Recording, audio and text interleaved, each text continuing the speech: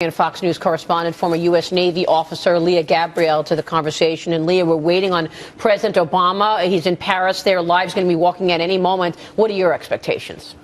Well, you know, my expectations as far as this particular conference or as far as what he's going to say regarding the real big issue that's kind of over everyone's head right now, which is international terrorism. Yes. Right. So, you know, I think what we're going to see later today, is more information coming from the Defense Department. Secretary Ash Carter is going to be testifying before the House Armed Services Committee, talking about what our plan is in Syria. That's something that I really want to watch. And maybe the president will allude to what the plan is in terms of the special operations forces that are going to be going into Syria or may already be there. We don't know the answer to that yet.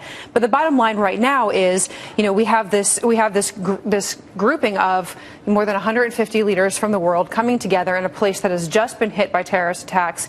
And the issue on everyone's mind right now is, what are we going to do about terrorism? What are we going to do about ISIS? What do you make from obviously from your background experience, draw on that, from the news that the UK may be joining in the airstrikes with the U.S. and increasing their support there?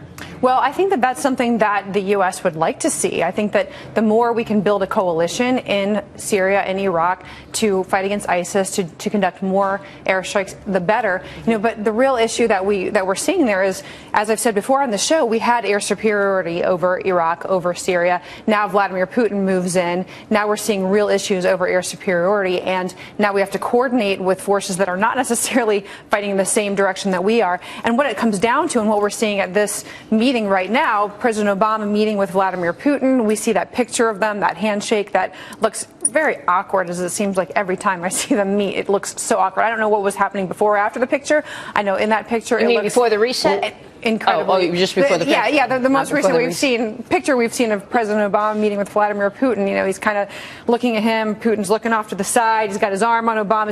It's very awkward. It seems like a critical point. Are we in any position to no less fight and win a war in Syria, but even impose a no-fly zone as long as Putin is there with his forces and his anti-aircraft equipment? At this point, I think imposing a no-fly zone was something that was feasible before we saw Vladimir Putin move in.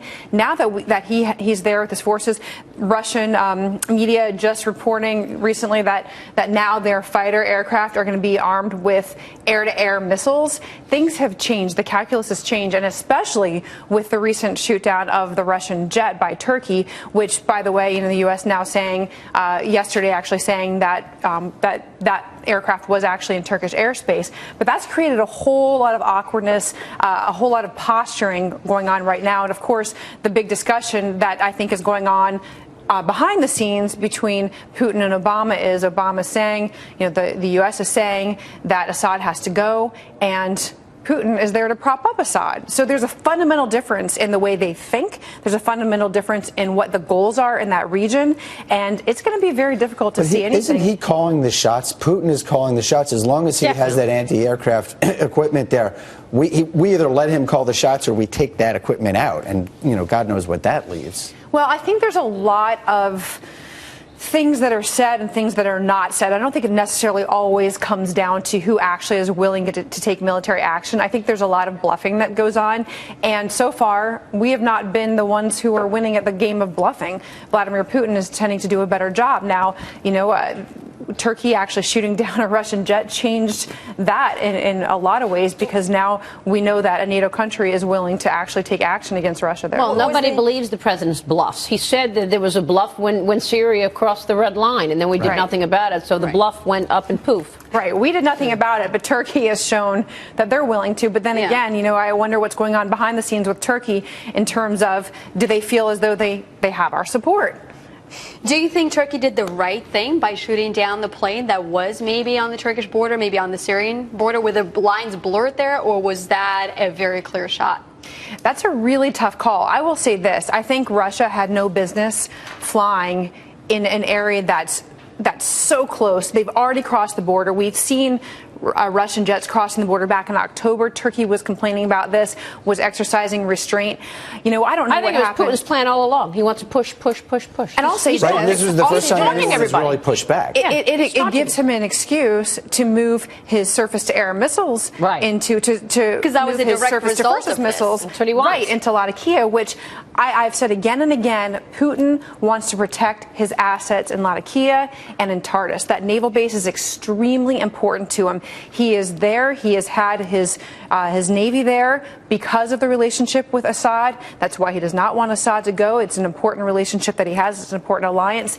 And it really comes down to the bigger picture of Russian forces, Russian military there. And that shoot down gave him an excuse for his missiles. We also have this new, fresh image in our mind of him meeting with François Hollande, the French president, at this fancy French restaurant last evening, right? Not far from where the Paris attacks took place.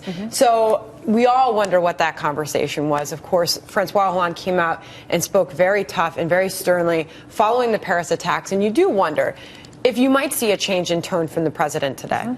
Well, I think, a lot of countries have expected the U.S. to stand up for them in the past, to back them up. And I think in the past, 3 or 4 years, they have not felt as though the U.S. has really met that expectation, because this administration is one that wants to have more of an international coalition, that wants allies in the region to police their own region more, and for the U.S. to do it less, for the U.S. to be able to pull back our forces, to be able to focus on programs back at home. But some of those countries are like, we expected the U.S. to be there to back us up. If they're not, who is? If they're not, it looks like Obama is perfectly happy to let Hollande lead this coalition. Isn't that amazing? We're talking about François Hollande, really the leader of the world. Right. I mean, it seems to me like this is a combined arms approach. It has to be in terms of defeating ISIS. And this combined arms approach has to include boots on the ground, has to include airstrikes, has to include intelligence. And, maybe the question is, if the U.S. is not willing to provide boots on the ground, are we willing to provide airstrikes and or intelligence?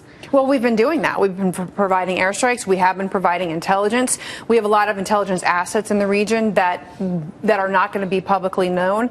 The boots on the ground is an interesting point you bring up, because I think everyone recognizes that it's going to take boots on the ground to defeat ISIS. The question is, whose boots on the ground? And that's the big debate that's going on. Is it going to be U.S. boots on the ground? No, or is he wants to train others. Regional allies. That's what he wants to do. But now we know that 50 special operations forces are going into Syria. What does that mean? And really, is that just, are they already there? Have they been there? That's a big question I've had, is have they already been there Don't you think for a while, and now we're saying, okay, we're putting them there? Well, I don't know. one could already say we've got U.S. ground forces, right? So how many more are we talking about? Here comes the